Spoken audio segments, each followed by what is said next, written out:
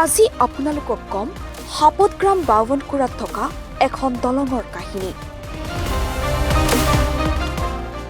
ৰাণীগঞ্জ কৃষক মুক্তি সংগ্ৰাম সমিতিৰ সভাপতি ছাহিদুল ইছলামৰ দাবী, বাঘা বাঘা নেতা কৰ্মী থকা সূত্ৰেও যাতায়াত অব্যাহত ৰাখিছে বিপদসংকুলভাৱে।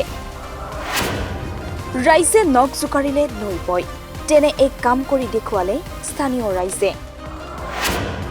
বানে উটুৱাই নিয়া পথত ৰাইজে নিৰ্মাণ কৰিলে বাঁহৰ দলং।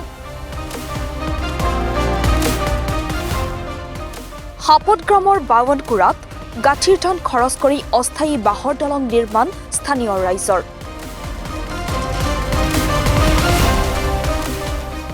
প্ৰতিদিনে পথচাৰীৰ লগতে স্কুলীয়া ছাত্ৰ ছাত্ৰীও যাতায়াতৰ নামত জমৰ যাতনা ভুগিছে, যাৰ বাবে স্থানীয় ৰাইজে নিজৰ শ্ৰমদান দি গাঁঠিৰ ধন খৰচ কৰি বাঁহৰ দলং নিৰ্মাণ কৰি কোনোমতে যাতায়াত অব্যাহত ৰাখিছে।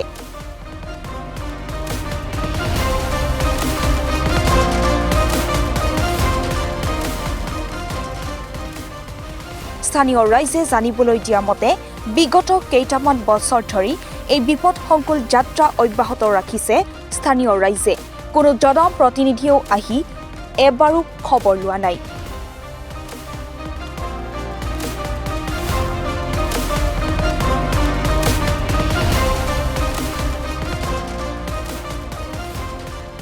মহামায়া উন্নয়ন খণ্ডৰ কদমতোলা গাঁও পঞ্চায়তৰ বাৱনকুৰা গাঁৱৰ উন্নয়নৰ নমুনা এয়া।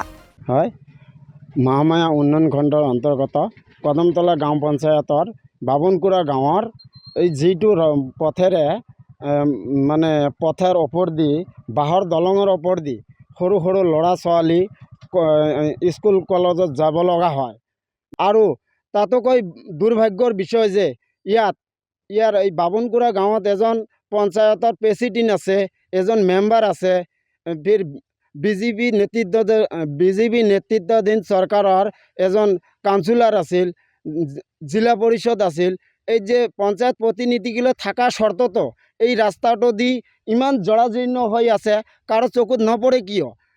গতিকে আজি আমি আপোনালোকৰ চেনেলৰ জৰিয়তে আমি ধুবুৰী জিলা উপায়ুক্তৰ মহোদয়ৰ ওচৰত দাবী জনাওঁ যে, আৰু বিলাসীপাৰা SDO চিভিলক দাবী জনাওঁ যে অতি সোনকালে এইটো তদন্ত কৰাৰ কাৰণে আমি দাবী উত্থাপন কৰিছোঁ। আমি নিজে ৰাইজে বনাইছোঁ, ৰাইজৰ পইচা পাতি খৰচ কৰিহে আমি বনাইছোঁ। বহুত মানুহৰ গৰীব মানুহ বা কিবা মানুহৰ কালেকশ্যন কৰি এই দুখীয়া মানুহবিলাকে শ্ৰমদান দি এইটো কৰিছে। নাই কোনো হোৱা নাই। এই ব্ৰিজখনত কোনো জনপ্ৰতিনিধি আমি দেখাই নাই, এই যে পানী আজিলৈও দেখা নাই। ভাঙি গেল, ইমান কষ্টৰে ভাঙিছে, কোনেও আহি ইয়াত দেখা নাই।